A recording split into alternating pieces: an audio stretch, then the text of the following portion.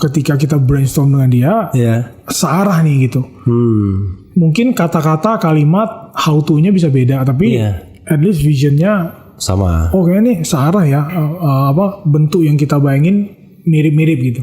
Nah itu yang bikin saya bisa ngeklop sama pemimpin atau calon pemimpin yang seperti itu. Saya jadi kok tiba-tiba teringat visi dan misi Anies itu ya. Iya makanya satu kesejahteraan itu. Betul, makanya menurut saya kenapa saya secara pribadi juga memutuskan mendukung Pak Anies karena satu prinsipnya dia itu keadilan. Iya.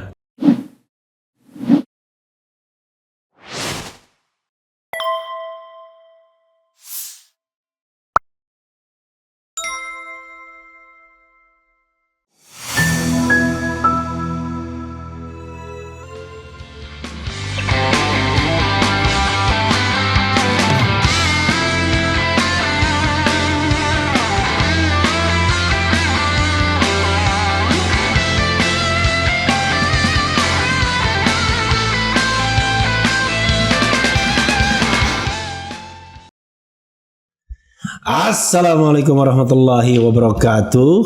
Sobat RH sekalian, jumpa lagi kita di channel yang keren ini. Mantap ya. Saya ada orang yang sudah lama ingin saya undang ya, tapi kemarin sibuknya minta ampun ya.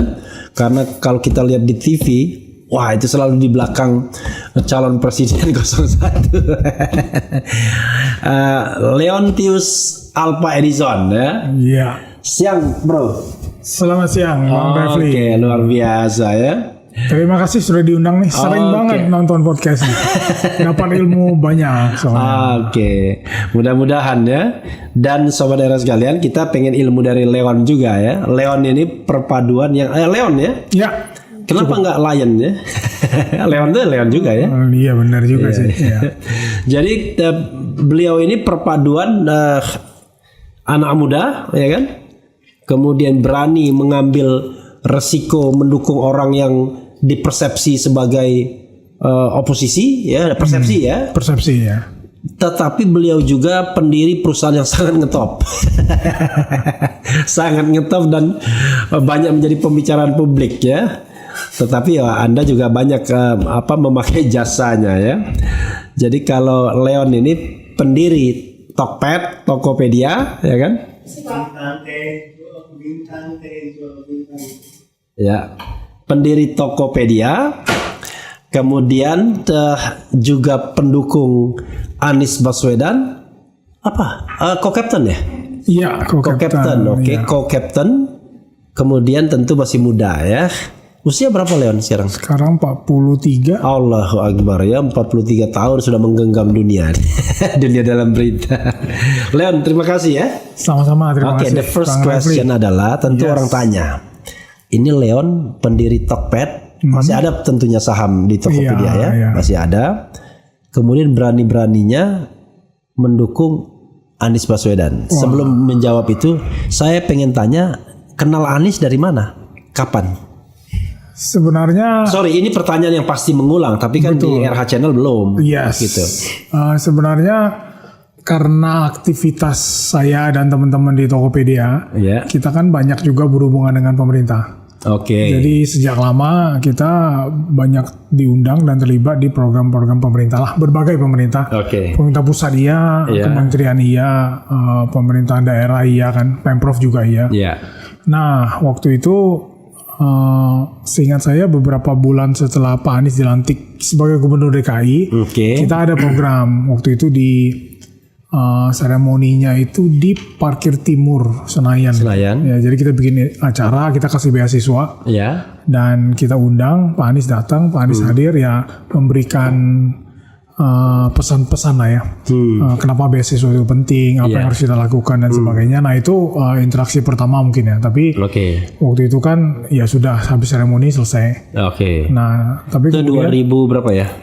2017 ya, 2017 Oktober ya pastinya. Nah kemudian kita kan pasti banyak program tentang digitalisasi UMKM. Dengan Kementerian IA, dengan Pemprov IA. Nah dengan Pemprov Jakarta pasti itu program digitalisasi UMKM-nya kita. Nah, yang momen kedua itu setelah digitalisasi UMKM itu ketika COVID waktu itu, seingat saya mungkin 2001 ya. Jadi waktu itu ada program Plus Jakarta. Nah, salah satu program Plus Jakartanya kan digitalisasi UMKM. Jadi kita terlibat di situ. Nah, pengalaman kami lah ya, saya dan teman-teman di Tokopedia, ini salah satu program yang menurut saya yang paling sukses kita lakukan. Visionnya ada, kemudian eksekusinya bagus, engagement kita dengan working levelnya Pak Anies juga ya seperti kerja profesional ya. Kita bahas isunya, kita bahas what to do-nya, how to do-nya, timeline-nya, kemudian dan segala macam. Nah itu akhirnya kan launching kan, Plus Jakarta launching dengan berbagai kolaboratornya, salah satunya kita. Nah setelah 1 tahun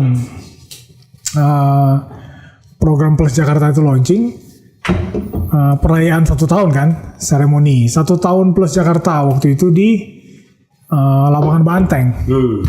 Nah semua kolaborator diundang, memang setiap kolaborator hanya 1 yang diundang. Nah, kolaborator yang dari sisi digitalisasi UMKM hanya Tokopedia yang diundang. Dan saya yang datang mewakili Tokopedia. Nah, itu interaksi kedua saya dengan Pak Anies. Nah, pastilah tentu saja kalau kita bertemu dengan pejabat kan, pasti timnya, ajudannya dan teman-teman pasti minta saling tukar-tukar handphone lah. Jadi bukan minta handphone ya? Bukan. Tukar-tukar nomor handphone supaya bisa sambil minum lewat santai ya. Wes, ini kopinya mantap. Mudah-mudahan dan mudah-mudahan bagus bikinnya ya. Nah itu di 2021 itu kita sudah sempat tukar handphone, jadi bisa WhatsApp. Jadi saya juga kadang-kadang interaksi aja sih, misalnya ada isu-isu yang menurut saya penting dan harus diketahui oleh pemerintah, supaya pemerintah kita juga nggak ketinggalan, mereka up to date dengan isu-isunya, dan mereka juga bisa paham full konteks. Nah saya dan teman-teman di Tokopedia kita sering memberikan intinya pendapatnya kita lah tentang isu ini. Ada isu tentang security, isu tentang data breach, isu tentang macam-macam sih. Misalnya peraturan tentang jadi Tokopedia itu tidak hanya jualan ya, tapi ada juga think tanknya gitu. Iya, lumayan sih. Kita sebenarnya diskusi cukup banyak dengan berbagai pemerintah juga.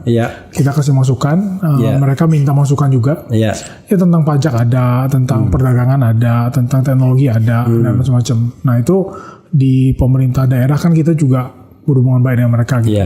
Nah di situ makin sering bertukar insight lah, termasuk dengan working levelnya Pak Anies, begitu. Nah akhirnya saya setelah Pak Anies selesai jabatannya sebagai gubernur, saya diajak lagi ketemu oleh timnya, ngobrolnya makin jauh. Jadi within 5 years itu bekerja terus sama Anies?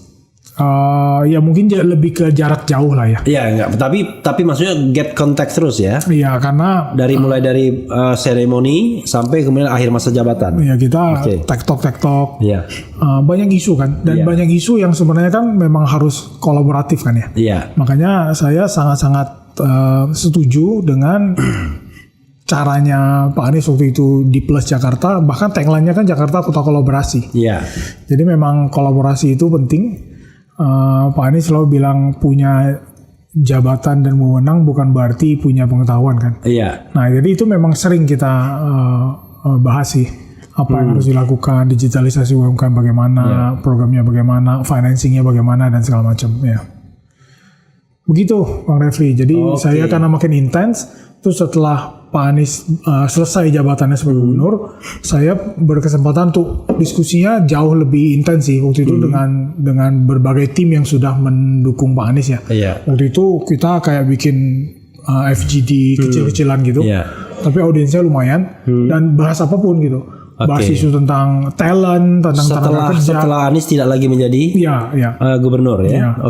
Jadi saya hadir waktu itu banyak. ada teman-teman anak muda yang teman-teman partai juga.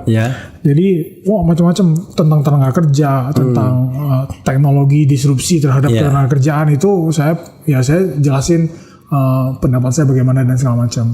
Nah setelah dari situ saya diajak ketemu di rumahnya Bapak. Nah, di Lebak Bulus. Di Lebak Bulus. Nah itu lebih Lebak Bulus dalam. Iya itu lebih, ya itu benar-benar lebih intens sih. Jadi waktu itu kita ngobrol 1,5 jam, benar-benar banyak isu. Itu awal 2024. 2023 awal. Selesai 2022 kan? Iya, selesai 2022 Oktober kan. Nah mungkin 3 bulan setelah itulah ya. Iya. Seingat saya antara Januari atau Februari gitu. Nah itu saya sampai di rumah Bapak ngobrol ya, cerita tentang isu-isu bisnis, isu-isu tentang beberapa policy gitu. Ya Pak Anies sharing tentang prinsipnya dia dalam mengambil policy, policy tentang ekonomi bagaimana, policy tentang waktu itu kan Jakarta kan kota metropolitan ya, policy metropolitannya dia bagaimana, transportasi dan segala macam, kenapa dia mengutamakan pejalan kaki, pesepeda, kendaraan umum, kendaraan pribadi dan segala macam. Itu ya saya senang sih diskusi dengan Pak Anies karena dia kan sangat terstruktur ya pola pikirnya. Terus dia untuk beberapa isu dia tuh ada prinsip gitu. Prinsipnya saya ngambil keputusan tuh seperti ini. Ada ukuran ya. Ada ya. Nah jadi kita juga senang juga sih. Jadi kita ngerasa benar ya. Benar juga ya harus begini gitu. Tentang bagaimana BUMN menyeimbangkan antara bisnis dan pelayanan, bisnis dan public service. Itu jelas deh gitu. Jadi kayak kita dikuliahin kan. Jadi ini konsep bernegaranya, konsep pembangunan ekonominya jelas lah gitu. Dan saya banyak yang saya setuju sih dengan dia gitu. Iya. Dan akhirnya diumumkan ya sebagai co-captain. Bidang apa tuh Leo?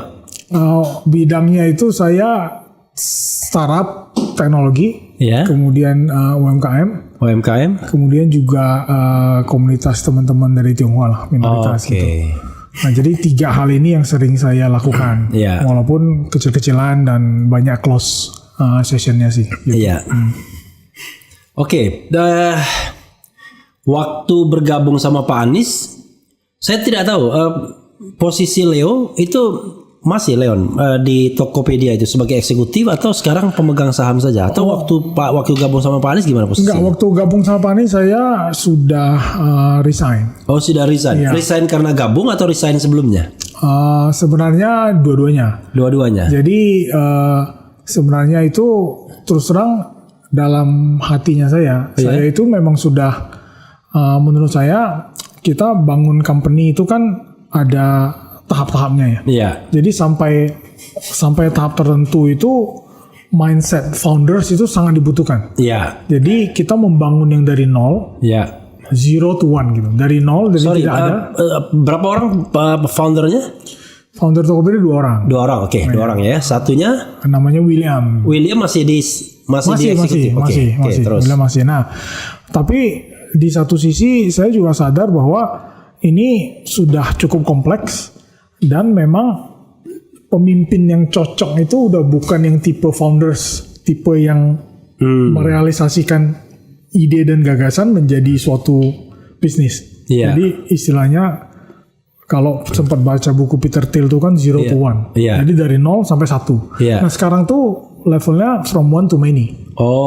Nah ini memang menurut saya butuh talent yang berbeda, leadership yang berbeda sih. Jadi memang beberapa tahun belakangan, termasuk William juga, kita udah mulai scouting siapa next generation leaders yang bisa menggantikan kita. William usia sama? Sama ya, kita dua-dua kelahiran tahun 81. Allahu Akbar. Nah kita memang sudah mulai mencari leadership baru. Jadi William juga sama, dia juga sudah punya banyak calon-calon gitu, jadi leader, jadi VP atau posisi SVP. Nah di posisi saya kan banyak handle teknologi, security, compliance dan segala macam, itu saya juga mulai handover kan. Jadi saya mulai posisi saya itu lebih ke arah menjadi brainstorming partnersnya teman-teman di Tokopedia. Jadi kita brainstorm lebih ke arah prinsip-prinsip gitu, kisi-kisinya, lebih ke arah gimana balance antara governance dan maksudnya masih cukup fleksibel tapi jangan tabrak sana sini gitu. Nah itu penting kan. Dan kadang-kadang butuh kolaborasi sih, karena kalau dari sisi point of view governance only itu sangat kaku gitu. Tapi kalau dari sisi bisnis maunya fleksibel. Nah ini gimana kita gabungin supaya nggak sembarangan tabrak lah gitu. Nah itu yang peran yang saya jalanin beberapa tahun terakhir sebenarnya. Saya jadi brainstorming partnersnya teman-teman di Tokopedia. Saya pribadi juga mulai mikir gitu. Sebenarnya next journey-nya saya apa sih gitu. Nah terus terang saya memang ada cita-cita sih. Jadi ya apalagi ya ini yang bisa lebih berdampak ya, bisa lebih impactful, lebih banyak setelah perjalanan saya di Tokopedia gitu. Jadi memang saya udah mulai melibatkan diri kalau menurut saya ya di pemerintahan. Karena kalau kita membantu pemerintah, dampaknya kita tuh bisa lebih luas gitu. Walaupun dengan budget yang karena bayangan orang pemerintah pasti budgetnya unlimited, enggak. Menurut saya dengan budget yang kecil pun tapi kalau kita membantu pemerintahan itu dampaknya pasti luas banget. Nah jadi saya misalnya contoh waktu saya diajakin teman-teman sambil coba kopinya tuh. Iya benar-benar harus. Saya suka kopi juga. Tanpa gula itu? Tanpa gula. Pas cocok. Saya selalu black coffee tanpa gula. Oke nggak? Saya kurang suka Arabica memang. Makanya kalau Robusta enak. Itu Arabica atau Robusta? Ini nggak asam sih, jadi ini harusnya Robusta. Karena kita punya made yang baru. Saya kurang suka yang terlalu asam ya. Lanjutkan. Jadi sampai mana tadi ya? Bingung, lupa. Tadi link sama to government ya. Jadi contoh saya dikenalin ke teman-teman Kominfo ya. Untuk misalnya saya terlibat, saya diminta jadi mentor startup. Saya ikut. Kadang saya diminta jadi juri event-event kompetisi startupnya Kominfo. Ya udah saya ikut 1, 2, 3 tahun gitu. Background pendidikan apa Leon? Saya memang teknik informatika. Teknik informatika di Atmajaya Jogja. Di Atmajaya Jogja. Jogja. No wonder kalau ada kepedulian. saya dari Jogja juga soalnya. Mantap. Saya satu angkatan sama Anis kan. Saya hukum, dia ekonomi. Lanjutkan. Go ahead. Nah itu saya melibatkan diri lah ya. Jadi kalau diajak saya mau.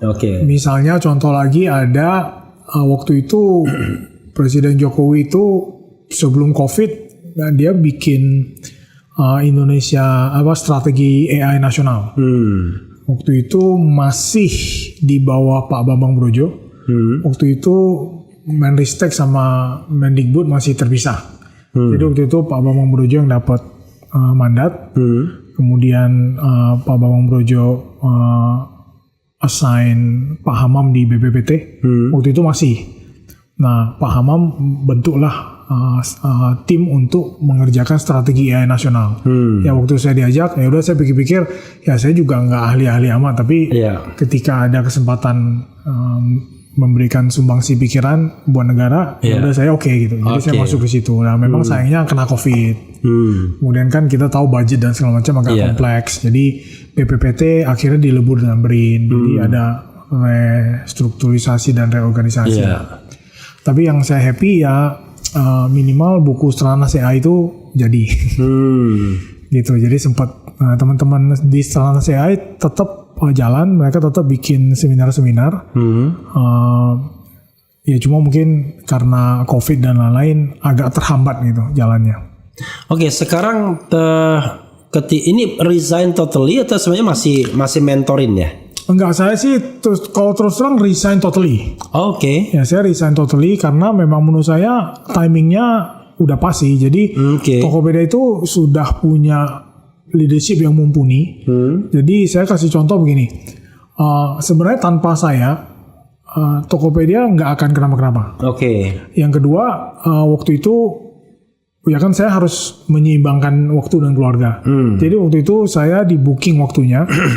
Jangan kemana-mana ya, karena kita akan ada waktu itu kan persiapan IPO, ada public expo segala macam. Tapi ya kompleks lah ya, tertunda terus. Jadi akhirnya dilakukan ketika saya sudah janji sama keluarga liburan, kan anak saya karena kadang-kadang ada midterm break segala macam. Nah waktu itu saya lagi liburan di Jogja dan baru terjadi public expose-nya. Nah, jadi saya nggak bisa ikut. Jadi ya udah nggak apa-apa. Tapi yang saya senang itu adalah nggak ada saya, kan leadership lain tuh yang ikut. Dan menurut saya ya nothing happen, hasilnya bagus, hasilnya baik. Jadi ya saya cukup senang karena transisi kepemimpinannya lancar. Kapan totally resign itu? Saya totally resign 2023, sebenarnya tahun lalu ya, tahun lalu di Oktober. Di Oktober 2023 ya. I see. Terakhirnya kan itu udah sibuk di Timnas Amin kan? Itu sebenarnya sebelum resmi diumumkan kan kita udah sangat-sangat sering bolak-balik reply isu kan. Isu tentang security, isu tentang ini. Ya saya pasti reply. Saya pasti kasih pendapat saya begini. Pengalaman saya begini. Misalnya program lah ya. Program-program juga sempat di cross check lah sama saya, kamu oke atau enggak. Tapi tentu saja yang saya kuasain ya, yang tentang digitalisasi, tentang digitalisasi UMKM gitu, tentang marketplace, tentang teknologi lah gitu.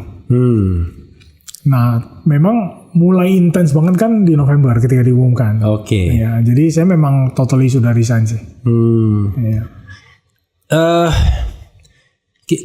Tokopedia itu gimana strukturnya sekarang? Kan gabung sama Gojek. Ya, jadi sebenarnya gini, kalau Bang Refli lihat sebenarnya untuk teknologi company bisa maju terus itu dia itu harus punya satu istilahnya king business core-nya. Yang benar-benar bisa mendatangkan traffic yang banyak sekali. Nah kemudian ketika trafficnya banyak, datanya banyak, saatnya dikomersialisasikan itu biasanya tech company akan bikin ekosistem di sekitarnya. Nah sekarang kan tinggal pertanyaannya caranya bagaimana? Apakah make sense semuanya kita bikin sendiri? Apakah make sense semuanya build dari scratch, hire bentuk tim kecil, kita bikin semuanya dari scratch itu kita juga harus menimbang-nimbang ya opportunity cost juga, waktu juga, dan bikin sendiri semua bukan berarti biaya murah, karena kan tetap ada biaya orang, ada biaya infrastruktur dan segala macam kan. Gampang-gampangnya cloud itu juga butuh biaya gitu. Nah di sisi lain kita bisa merger dengan company lain yang satu visi, atau kita bisa acquire company lain, atau kita bisa minority investment di company lain. Nah itu corporate action yang layak untuk diekspor. Nah memang ketika itu kita ekspor dengan Gojek ini ada kemiripan vision lah ya. Kita kan bisnis yang istilahnya bukan 1P commerce istilahnya. 1P itu satu P-nya itu party, one party. Kalau one party kan semua saya yang kontrol kan. Stok di tempat saya, pengiriman saya yang lakukan, after sales hulu hilir. Nah, tapi kalau 3P commerce, 3 party, itu party pertama adalah marketplace, party kedua adalah seller, party ketiga buyer. Nah, jadi teman-teman Gojek kan juga sifatnya juga 3P kan. Sifatnya juga memberdayakan teman-teman penjual kuliner, kemudian driver mobil maupun motor dan segala macam. Tapi di perannya Gojek adalah bikin platformnya supaya lebih reliable, supaya lebih ramai dan segala macam. Nah ini sebenarnya prinsip-prinsipnya mirip gitu. Nah jadi kita juga lihat mungkin kalau ditantang lah ya, bisa nggak bikin seperti Gojek? Ya bisa-bisa aja. Tapi butuh berapa lama? Teman-teman Gojek juga bukan perusahaan jelek kan. Mereka juga hebat sekali. Pengalamannya juga sangat banyak. Segala macam up and down-nya, error-errornya di mana, masalah-masalah operasionalnya di mana, itu hal yang tidak bisa direplicate dengan gampang gitu. Makanya merger antara kami berdua itu sangat-sangat logikal ya.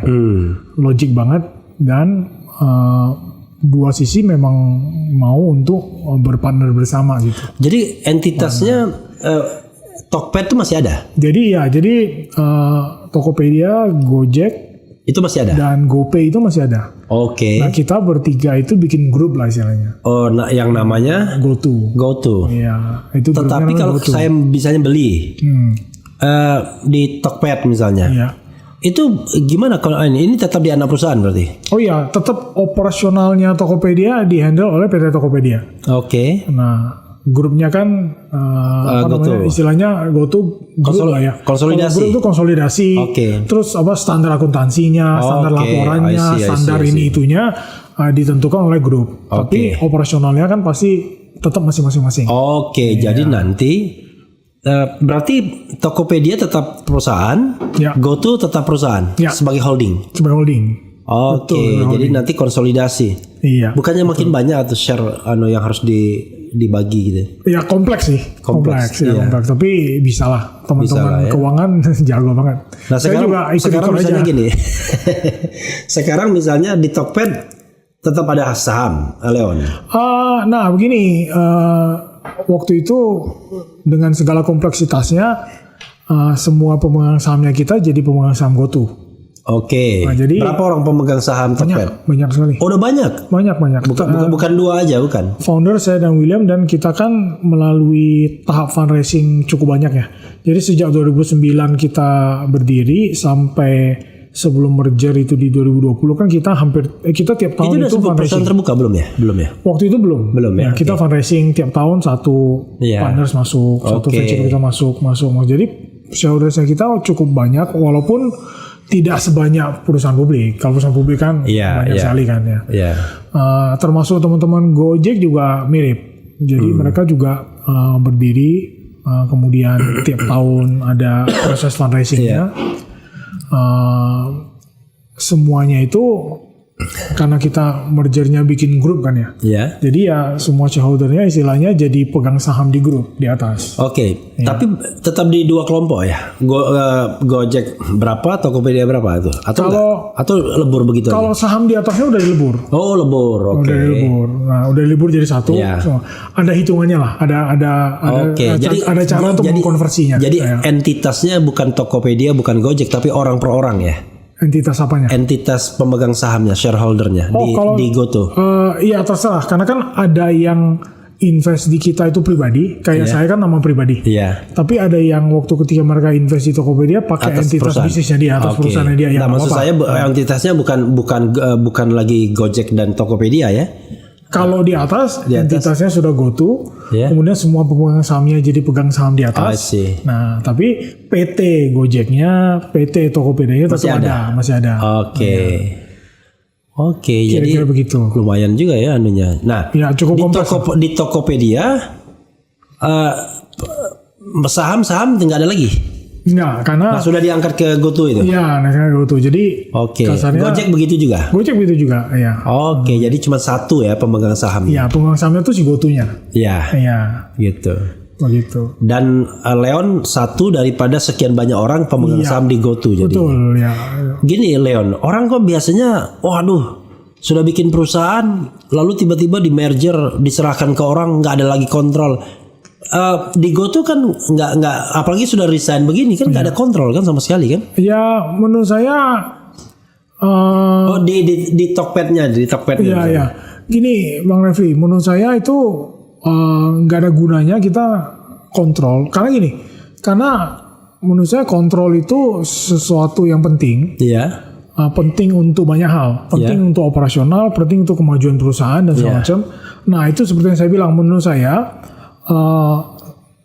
di titik tertentu, di level-level tertentu, itu memang kepemimpinannya memang harus berbeda.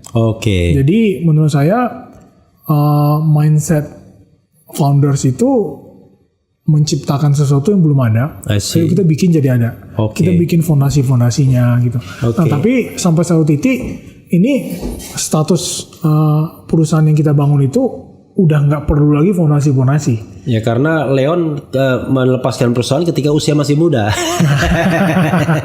Kalau usia sudah 60-an nggak mau dilepaskan itu. Kayak orang yang punya partai kan. Partainya nggak pernah lolos parliamentary threshold tapi tetap aja jadi ketua umum. Itu namanya Yusril Iza Mahendra.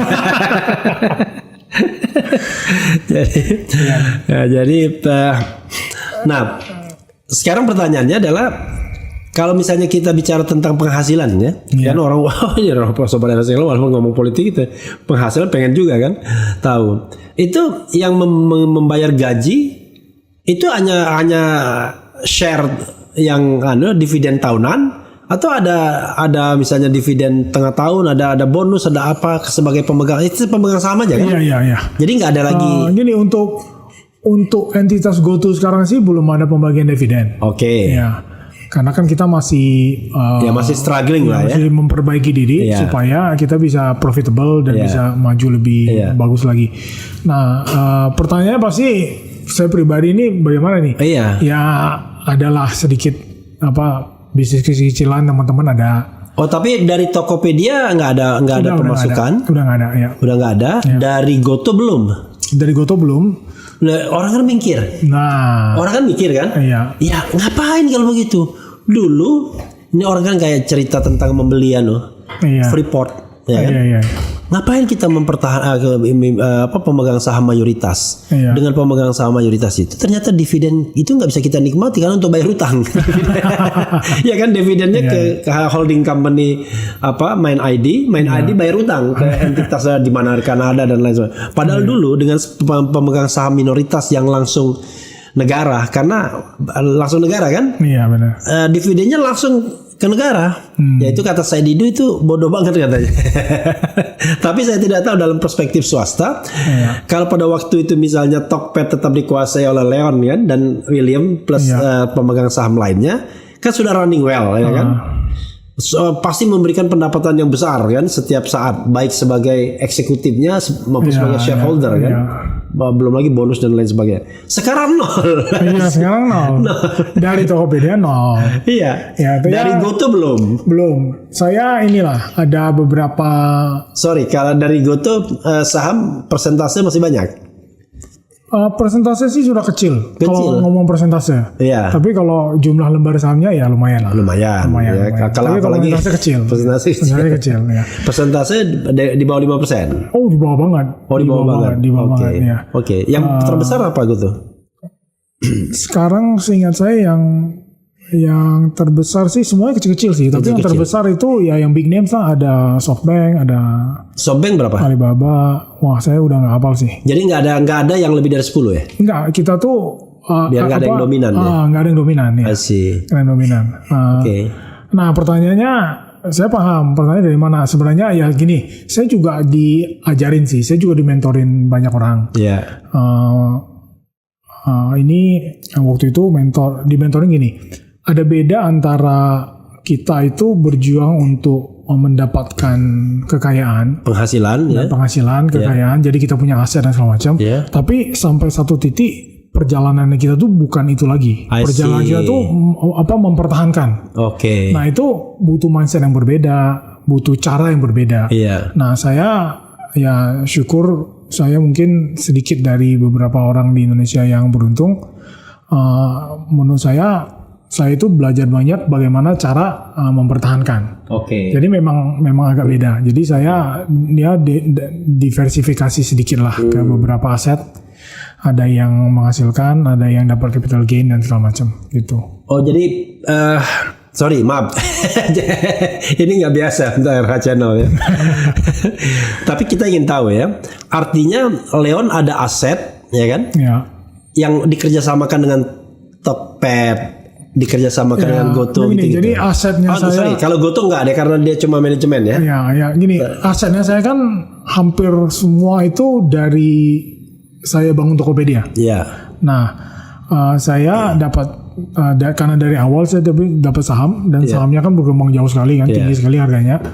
Nah, kemudian ya dulu kan saya karena jadi eksekutif ya ada gaji, kemudian ada bonus, ada saham dan segala macam.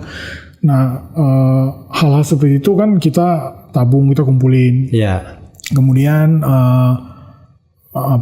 kita bisa mulai cari-cari alternatif investasi lain lah. Karena kan saya juga belajar kan. Saya juga lihat podcast, lihat YouTube, gimana cara diversifikasi aset gitu. Nah itu yang saya lakukan sih sekarang. Jadi, tapi itu kan dari diversifikasi ya, bukan dari Tokped ya? Bukan, karena kan saya udah resign dari Tokped 100%. Karena saya membayangkan Leon ada aset, ya kan? Lalu aset itu dikerjasamakan dengan Tokped, mungkin sewa enggak atau sih, enggak segitu ya. Oke. Nah, sekarang sebelum saya mau tanya what next ke depan ya, mau ngapain? Itu ada nggak pengaruhnya setelah bergabung sama Anies gitu? Ketika apa ya? Ya pengaruhnya lah. Nah, terus terang minimalis sih. Minimalis ya. Jadi saya memang berasumsi banyak sekali gitu. Iya. Waduh, ini menurut saya siapapun yang didukung, mau itu kubu A, B, C, asumsi saya kan begitu masuk ranah politik pasti musuhin semua, dicaci maki dan segala macam, dituding-tuding sana sini gitu. Nah, saya terus terang tidak mendapatkan hal itu. Makanya saya juga agak bingung. Ya karena Leon santun nggak kayak saya ngikutnya Pak. Kita ngopi dulu. Wah. Ini ada ini teh. Jadi kalau Remli Harun gimana, nggak banyak yang ngeritiknya? Tiap hari kita bikin statement. Kalau nggak di lapangan di sini. Iya benar juga ya. Jadi sebenarnya Pak memang ada risiko minimalis, ada risiko maksimalis. Ya. Jadi saya merasa pengaruhnya minimalis. Kemudian yang kontak-kontak saya DM lewat WhatsApp, private message di sosial media ada. Tapi menurut saya levelnya itu masih level diskusi. Levelnya why-nya. Why kenapa sih? Oh bukannya begini. Bukannya begitu. Bukan dalam rangka memaki gitu ya. Menghujat, memaki, langsung menuduh bahwa kita itu apalah gitu. Ya saya terus terang saya tidak mendapatkan itu. Kemudian saya masih ingat Instagram saya kan saya private.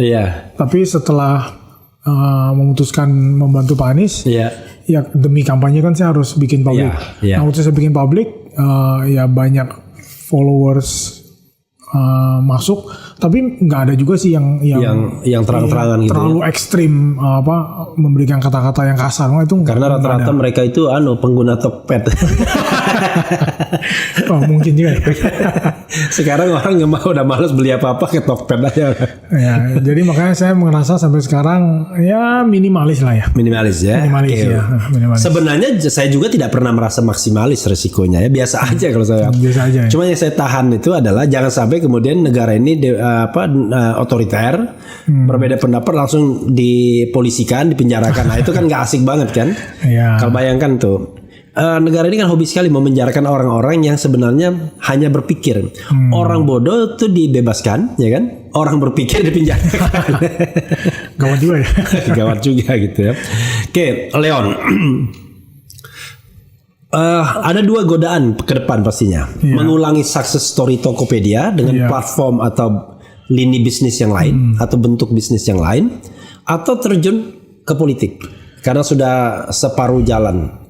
Gimana pilihan Leon? Iya, kalau pilihan saya kan saya mau berdampak buat masyarakat ya. Jadi saya akan cari jalan itu sih. Nah, menurut saya di swasta itu saya merasa sudah selesai lah saya gitu. Saya merasa begitu. Kalau mau dampak yang lebih besar, dari sekedar membangun perusahaan, ya memang levelnya harus membantu negara apapun bentuk dan caranya. Nah, tapi saya sih merasa saya bukan politisi. Saya bukan politisi, tapi saya mau social kontribusi aja lah. Social itu yang targetnya saya itu. Nah, kemudian ya nanti kita lihat apa yang bisa kita lakukan. Artinya platform atau wadah itu bukan jadi persoalan. Yang penting, yang penting arahnya ke sana gitu ya. Betul. Yang penting arahnya. Gitu.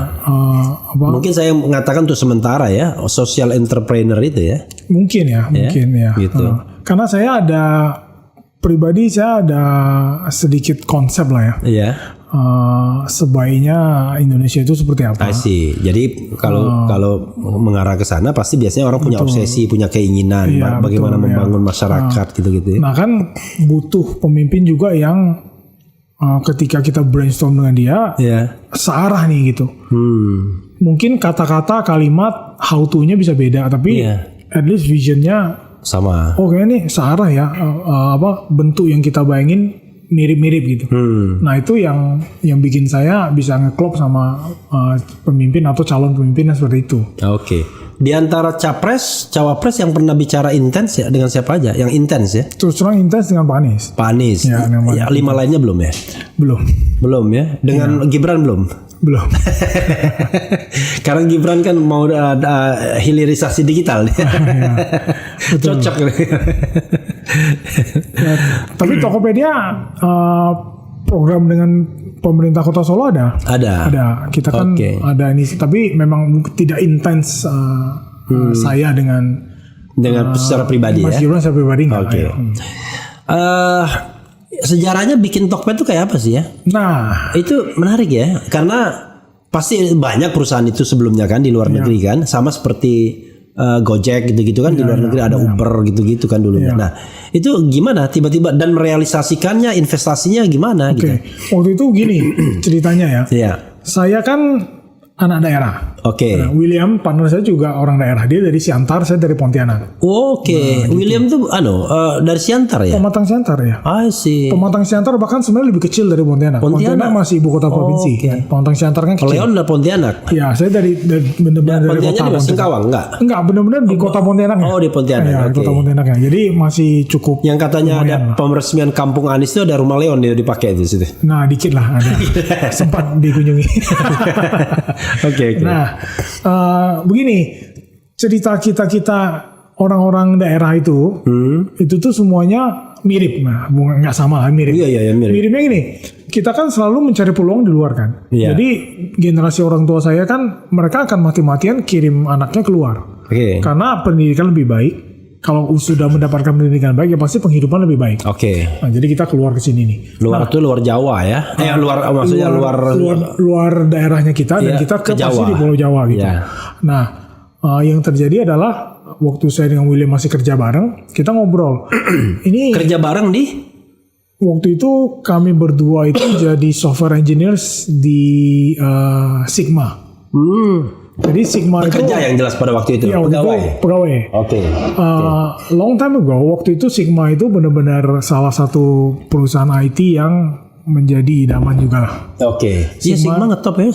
Sigma kan akhirnya dikeluarkan sama Telkom jadi Telkom Sigma. Itu perusahaan yang menurut saya bukan hanya sekedar besar, tapi banyak istilahnya pentolan teknologi di Indonesia itu banyak lahir dari sana gitu. Itu seniornya Sigma itu kalau mungkin Bang Refli ingat, Indonesia itu sempat ada ID Sirti. Jadi itu organisasi yang menjaga keamanan lah. Nah itu kan ketuanya itu juga petingginya Sigma gitu. Jadi Sigma itu banyak menyumbang pikiran dan apa ke Indonesia juga sih. Jadi itu cukup inilah. Dulu kerja di situ. Saya ketemu William kan di situ.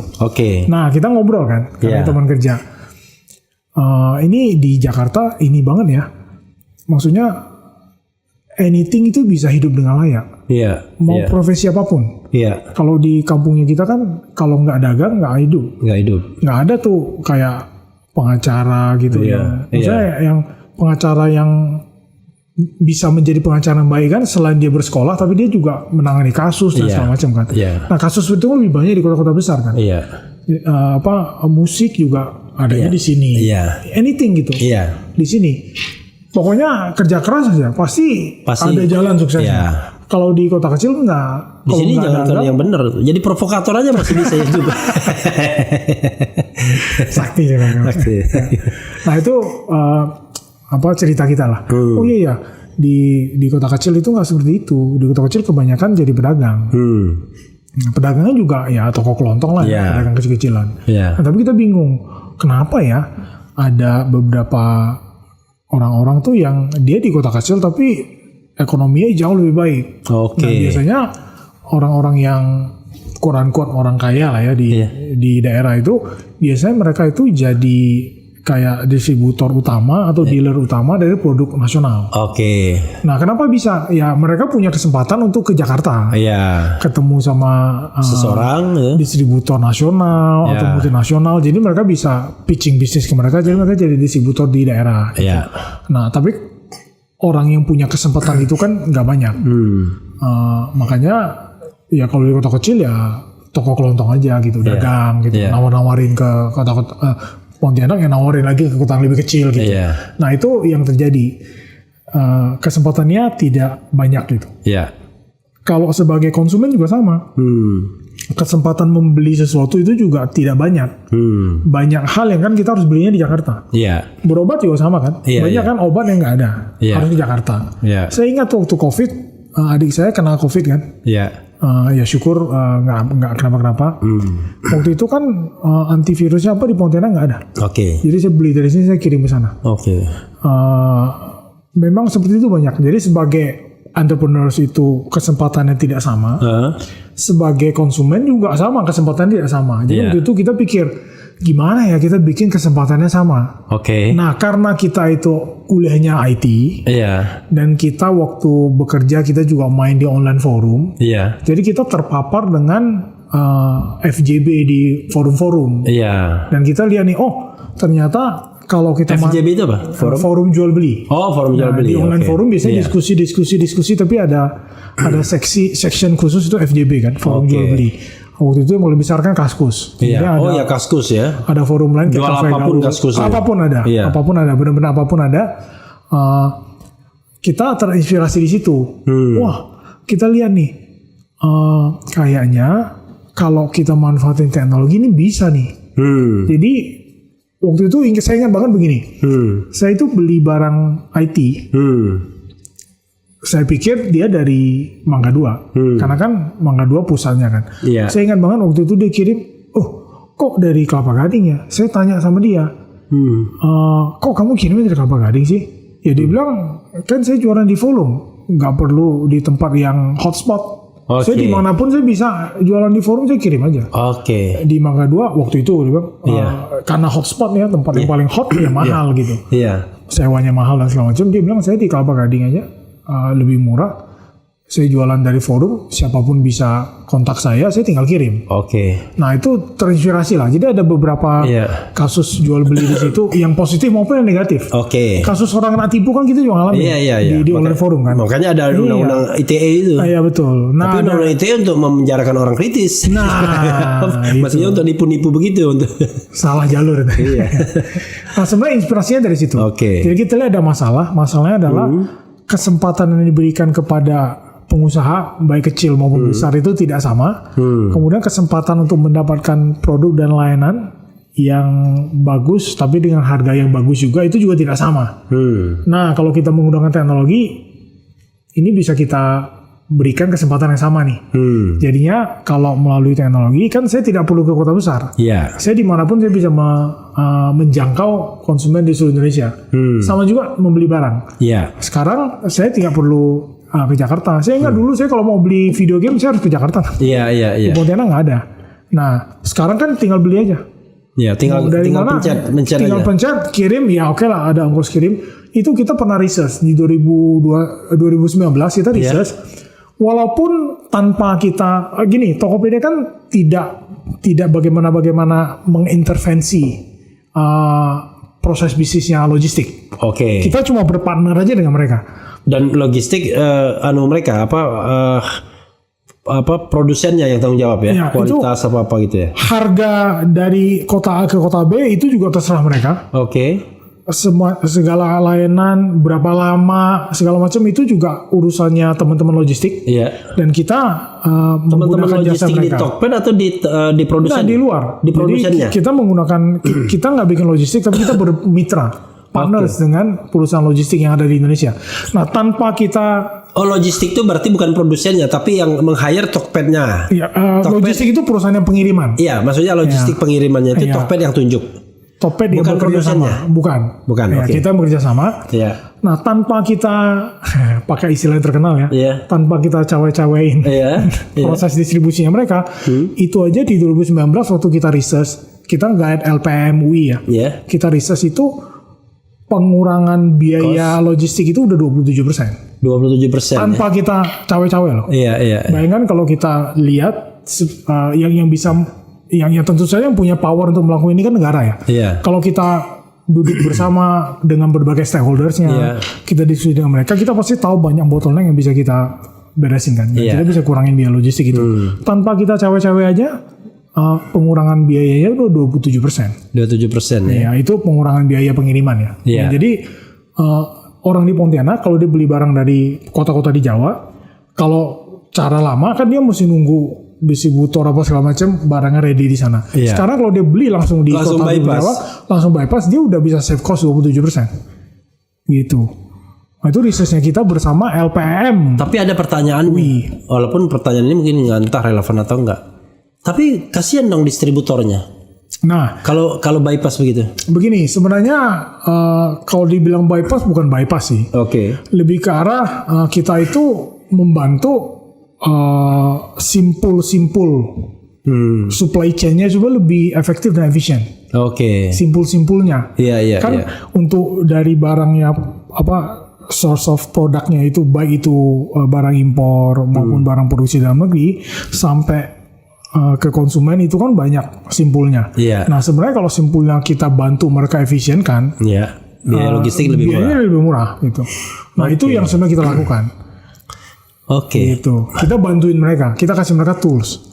Jadi si stakeholder pelaku di setiap simpul ini jadi lebih gampang dan lebih cepat. Ini kalau kita bicara 100% Indonesia, itu coverage Tokped itu berapa persen? Research kita dulu itu kita sudah 99% kecamatan. Kecamatan 99%. Ya memang belum 100%. Karena kita kan masih ada daerah 3T kan. Itu yang gitu ya. Itu gini di Indonesia tuh kadang-kadang tempat-tempat tertentu logistiknya kita itu nggak bisa menjangkau. Jadi sebenarnya banyak kasus teman-teman logistiknya telepon pembelinya, Pak barangnya udah sampai, bisa nggak Bapak kesini pick up? Jadi mereka kadang naik motor 2,5 jam sampai di istilahnya sorting hub yang paling ujung untuk ambil. Terus balik lagi 2,5 jam. Nah, itu masih banyak yang kayak gitu sebenarnya. Dan mereka dengan senang hati karena mereka butuh barang itu kan? Mereka tuh butuh barang ya. Nah ini sebenarnya ya kalau mau jujur banyak PR sih untuk kita bangun Indonesia kan. Saya jadi kok tiba-tiba teringat visi dan misi Anies itu ya? Iya makanya satu kesejahteraan itu. Betul. Makanya menurut saya kenapa saya pribadi juga memutuskan mendukung Pak Anies karena satu prinsipnya dia itu keadilan. Lebih ke arah prinsipnya itu gini, menurut saya Indonesia itu siapapun pemerintahnya siapapun presidennya, kita itu masih pakai mindset yang sentralistik. Enggak salah sih, tapi ada mindset begini. Everything itu standarnya di set oleh pusat. Atau semuanya oleh pusat. Ya itu sampai satu titik tapi menurut saya Indonesia itu mulai di turning point yang sudah harus terdistribusi. Jadi jangan selalu sentralisasi gitu. Nah, Pak Anies itu banyak waktu dicerita dan saya mencerna itu sebenarnya prinsipnya itu banyak mendistribusikan. Dan dia tuh pengennya supaya bisa jalan dengan baik ya kita kolaborasi. Jadi dia lebih prefer sebenarnya mirip-mirip dengan bangun Tokopedia. Jadi misalnya contoh yang sering banget dijelasin kan kontrak farming ya. Nah jadi sebenarnya ada dua pilihan kan. Satu kita tahu nih kita bisa pakai kekuatan korporasi. Jadi corporate untuk bangun macam-macam untuk bangun ketahanan pangannya kita. Itu one thing gitu. Enggak 100% salah. Tapi di satu sisi kita tahu di Indonesia itu sebenarnya banyak petani dan di setiap daerah, setiap provinsi itu karakternya beda-beda. Yang bisa ditanam di sana beda-beda. Nah, prinsipnya Pak Anies kan kita memberdayakan petani-petani ini. Mereka tanam nih. Nah, tapi kan mereka bilang, wah kalau saya menanam nggak ada yang beli gimana dong? Ya makanya kontrak farming kan. Jadi pemerintah tuh sudah bisa memetakan kan. Daerah mana yang kekurangan, daerah mana yang kelebihan. Erlangga Hartarto salah interpretasi ya. Ya mungkin ya. Karena kontrak farming itu katanya petani nggak miliki tanah. Enggak juga, beda. Itu lebih ke arah ya susah ya, jangan debat istilah lah. Kita debat how to aja.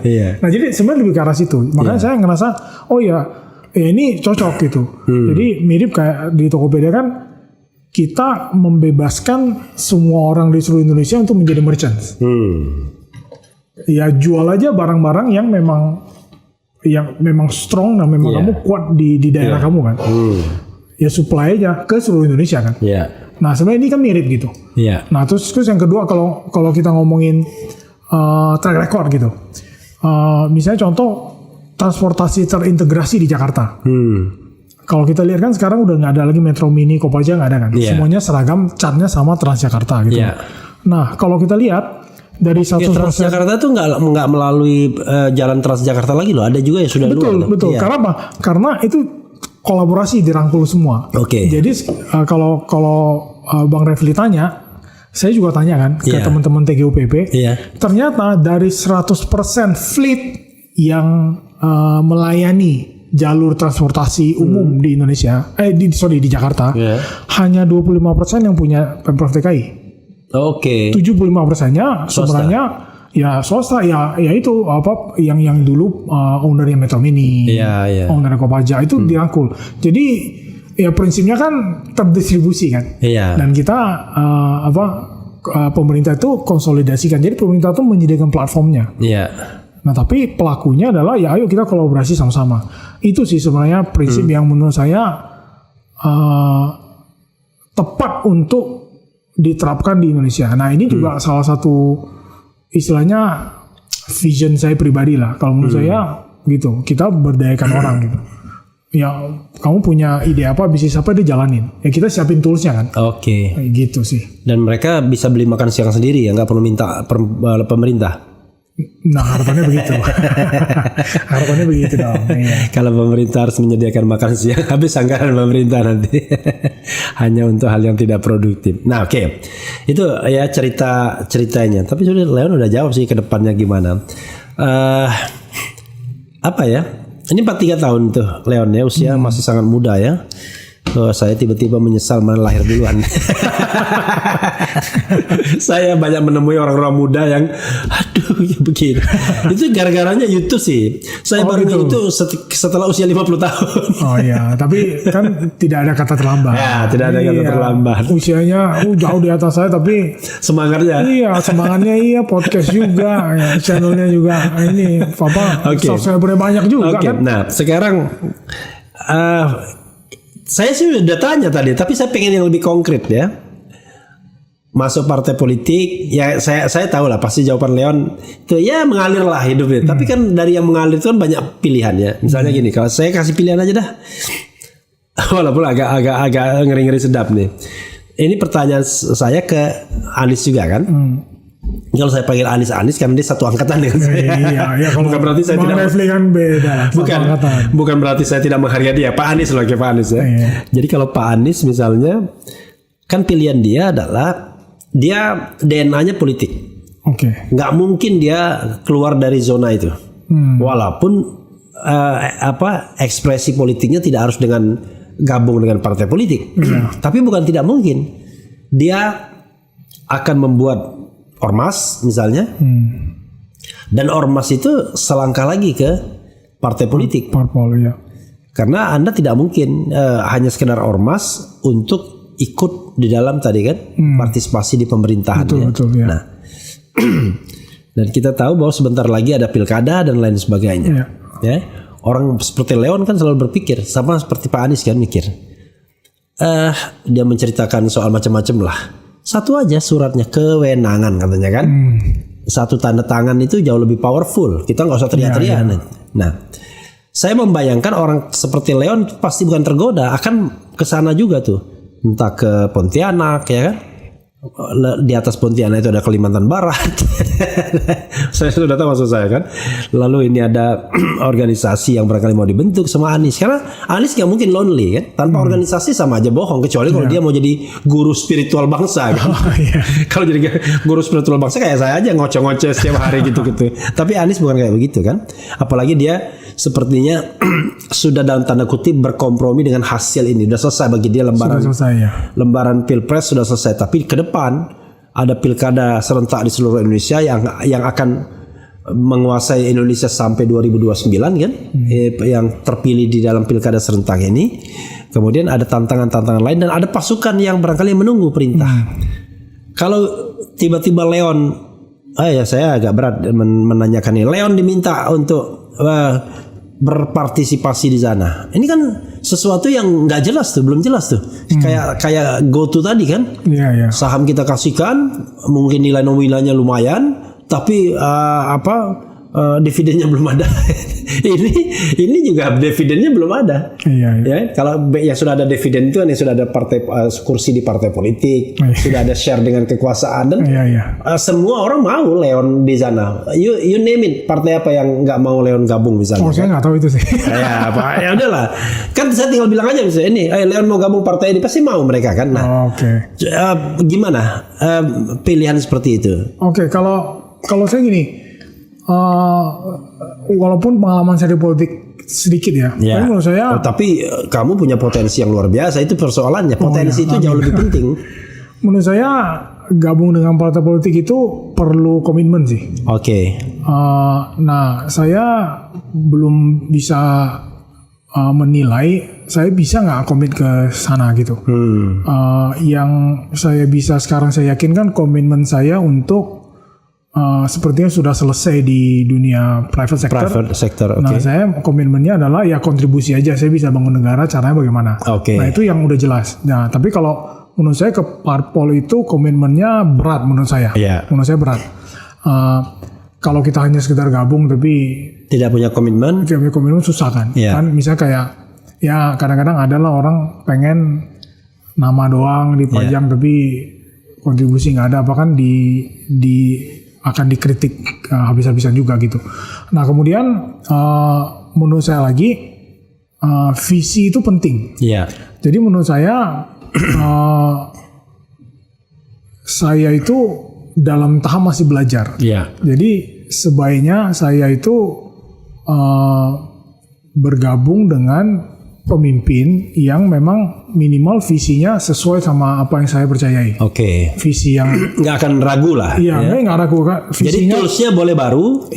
Toolsnya boleh baru, tapi visinya sudah kita ketahui. Visinya saya sudah saya pribadi ada kan visinya. Nah, saya kemungkinan harus masih menempel atau berguru dengan orang yang menurut saya jauh lebih pengalaman, jauh lebih mumpuni di dunia politik. Tapi pasti saya akan milih yang visinya sesuai dengan. Even toolsnya masih baru misalnya, atau bahkan masih baru juga nggak apa-apa gitu. Nah, terus kalau pertanyaan Pontianak Kalbar, nah menurut saya belum kebayang karena menurut saya itu nggak segampang itu. Menurut saya gini, misalnya kita itu sudah mencapai titik yang sangat tinggi di satu bidang. Nah, tapi untuk bidang lain? Once kita loncat bidang itu kita riset dari nol. Jadi saya itu nggak bisa totally beda menurut saya. Wah, saya belum ada ini. Orang pintar tuh sama orang idealis biasanya nggak terpilih. Karena ini belum ada, itu belum ada, benar nggak? Yang terpilih itu orang bawa duit bergarung-garung. Aduh, gawat itu. Nah, jadi itu menurut saya nggak segampang itu. Saya bisa simpulkan sih sebenarnya. Yang paling penting di dalam kita berkelompok itu adalah kesamaan visi dan orang. Betul. Nah, tapi kan pertanyaan ini, kalau Pak Anies minta, saya merasa kesamaan visinya ada. Jadi saya masih, mungkin saya sampai sekarang sebenarnya masih mencoba untuk membantu Pak Anies dari sisi anything sih, yang bisa saya bantu gitu. Jadi kan kalau kita lihat misalnya kelebihan ormas atau partai politik lah itu dia punya infrastruktur, jaringan yang begitu luas. Tapi mereka tuh nggak ngerti jaringan itu mau diapain. Jadi makanya dibilang bahwa partai politik cuma electoral machine yang bekerja menjelang pemilu atau pilkada saja. Setelah itu keleleran orangnya. Padahal on the paper mungkin dia punya berapa juta anggota misalnya. Oh, begitu. Memang begitu. Nah, harusnya jangan begitu. Makanya saya kan tanya sama orang seperti Leon kan, apa nggak bisa bikin partai politik yang anggotanya diberdayakan? Jadi artinya gini, kontrak bisnis di antara mereka walaupun kecil, tapi flow barang dan jasa kan semua orang makan, semua orang butuh barang dan lain sebagainya. Menurut saya bisa sih. Iya kan? Menurut saya bisa. Asal kan prinsipnya kan ada keekonomian, tidak ada paksaan, menarik itu kan? Enggak, maksudnya saya nggak tahu bahwa parpol itu mungkin begitu. Memang begitu. Kalau menurut saya seharusnya ya parpol kan mirip parpol kan organisasi ya. Iya. Dan harus ada kegiatan. Iya. Harus ada visionnya, kita tahun ini mesti mencapai apa. Yang kemarin masih kurang bagus kita perbaiki, mana yang belum kuat kita pikirkan bagaimana cara memperkuat. Jadi saya nggak tahu sih. Rata-rata ya begitu. Seremonial. Kalau kita bicara tentang pemberdayaan ekonomi nggak dilakukan itu. Kan kita berharap bahwa mereka melakukan pemberdayaan kan. Paling tidak ekonomi lah. Masa jadi anggota parpol tapi makan aja nggak bisa. Kan banyak. Saya pernah ngomong loh sama Pak Anies kan begitu. Kita ini mau idealis dan kita memilih jalan di luar pemerintahan misalnya. Kan bermasalah juga nantinya kalau seandainya anggota-anggotanya makan pun tidak bisa. Dan akhirnya ya terpaksa lah cari ke sana kemari. Tapi kalau misalnya dengan konsep pemberdayaan Tokped tadi dan jadi kan mereka bisa mendapatkan barang dan jasa dengan cara mudah dan murah. Harusnya bisa sih. Kan ya itu challenge-nya kan di sana sih sebenarnya. Terus terang saya sudah kebayang what to do. Saya sudah pitching ke Pak Anies. Hopefully he understand and he approve. Hopefully.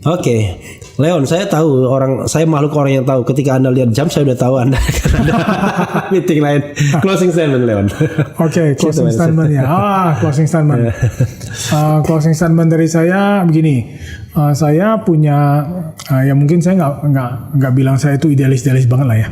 Saya punya mimpi yang pertama itu begini. Menurut saya di Indonesia itu tadi saya udah jelasin tentang sentralistik atau terdistribusi. Nah menurut saya kita harus mulai mewujudkan Indonesia yang lebih terdistribusi. Karena kita kan sebenarnya Bhinneka Tunggal Ika kan. Tiap orang itu forte-nya beda-beda.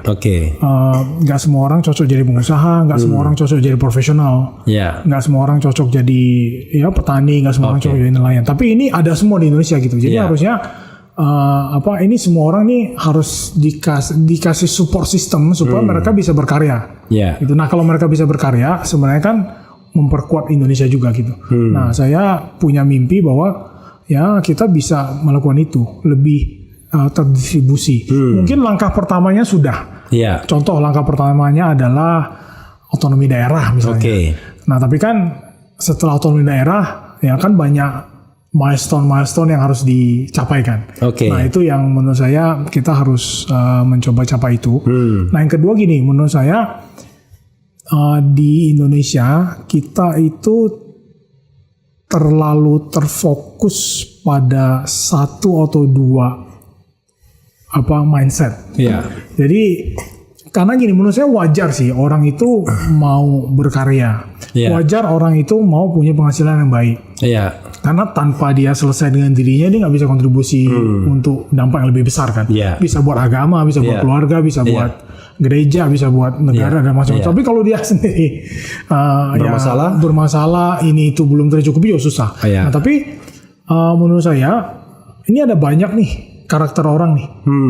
Di Indonesia sayangnya yang lebih difokuskan, yang lebih mendapat perhatian dan penghargaan itu kelompok tertentu. Menurut saya itu kelompok orang yang mindsetnya itu berdagang. Saya nggak bilang berdagang itu salah. Tapi ada kelompok lain yang sebenarnya mindsetnya itu kreator. Bukan konten kreator maksudnya, tapi menciptakan sesuatu. Jadi menurut saya kalau orang yang mindsetnya berdagang adalah misalnya dia ngelihat masalah nih, dia akan mencoba matchmaking. Oh ini si A jago ini, si B jago ini. Dia akan matchmaking, bentuk satu tim atau bentuk satu bisnis model, itu oke. Tapi di sisi lain ada orang yang kalau dia lihat masalah dia bikin. Dia ciptain sesuatu. Nah menurut saya ini kurang mendapat perhatian. Nah jadi makanya kita lihat sebenarnya banyak orang Indonesia yang berkarya di luar. Karena negara-negara luar, nggak semua negara sih ya, negara luar yang lebih maju, mereka itu memberikan juga perhatian buat orang yang kemampuannya itu menciptakan sesuatu ketimbang hanya sekedar matchmaking berdagang. Nah ini sih menurut saya ada dua poin ini yang saya rasa kita sama-sama harus mulai coba kita pikirkan gimana kita wujudkan itu. Nah, Leon, satu Leon buat anak muda ya. Ini anak muda ini kan kalau kita lihat tuh selalu pengen cepat, pengen kaya kan. Iya. Tetapi dia tools kayanya nggak ngerti dia. Iya. Padahal kan menjadi seorang yang idealis dalam pengertian idealis menciptakan sesuatu ya, menggerakkan sesuatu, menginovasi sesuatu ya. Itu kan bisa juga gitu. Bisa. Coba ke generasi muda ini. Oke ya. Nah ini menurut saya Indonesia itu sudah memberikan beberapa tahun terakhir ya. Menurut saya Indonesia itu sudah di arah yang tepat. Yeah. Sebenarnya kita banyak lihat kan, banyak orang yang ketika dia punya ide, ketika dia bisa bekerja dan dia berkolaborasi dengan orang lain atau kelompok lain yang bisa menutupi kekurangannya dia akan berhasil tuh. Yeah. Misalnya dia itu engineers. Yeah. Dia berkolaborasi dengan orang yang berdagang, yang marketing. Yeah. Gitu. Berhasil ya. Tapi coba dia itu company-nya isinya engineer semua. Iya. Itu nggak akan sebagus kalau dia kolaborasi dengan orang. Termasuk dia kolaborasi dengan orang keuangan. Nah ini akan bikin mereka naik lebih cepat gitu. Nah menurut saya buat anak-anak muda ya, Indonesia itu sudah banyak bukti bahwa orang yang bisa bekerja dan punya ide dan kerja keras, ketika mereka kolaborasi itu terbuka kesempatannya. Dan mereka naik. Dan menurut saya tren orang-orang yang punya modal dan mereka mau melihat ide-ide baru itu mulai ada di Indonesia. Dulu awalnya memang menurut saya kurang. Tapi sekarang itu banyak sekali termasuk Indonesian Tycoon menurut saya. Mereka itu juga sudah mulai generasi barunya ya. Jadi misalnya cucunya gitu. Mereka tuh sudah mulai mindsetnya itu adalah oke, saya ketemu dengan anak-anak muda lainnya. Dan saya lihat kalau kamu punya ide ayo kolaborasi. Kolaborasi. Saya bisa modalin apa sama itu mulai ada itu. Spirit itu mulai ada. Dan itu menurut saya banyak. Ya memang harus momen dan ini yang tepat aja untuk kita bergabung. Nah, menurut saya kalau anak-anak muda yang punya semangat, punya skill, dan punya kemampuan kerja keras itu bisa menemukan kolaborator lain, nah itu dia bisa sukses nih. Sukses lah. Suksesnya ya kan banyak parameter kesuksesan, tapi untuk dia bisa progresif lebih jauh dari posisi dia sekarang, yaitu kolaborasi itu menurut saya. Iya, saudara sekalian, tidak terasa ya 1 jam lebih dengan Leon, dan mudah-mudahan pembicaraan ini tidak sekedar bicara tentang politik. Anies Baswedan, Muhaimin Iskandar, yang mereka sendiri sudah declare selesai Pilpres, tapi ke depan kita banyak tantangan ya. Tidak hanya di bidang politik tapi di bidang lainnya, terutama ekonomi dan kesejahteraan. Itu saja. Wassalamualaikum warahmatullahi wabarakatuh. Keren.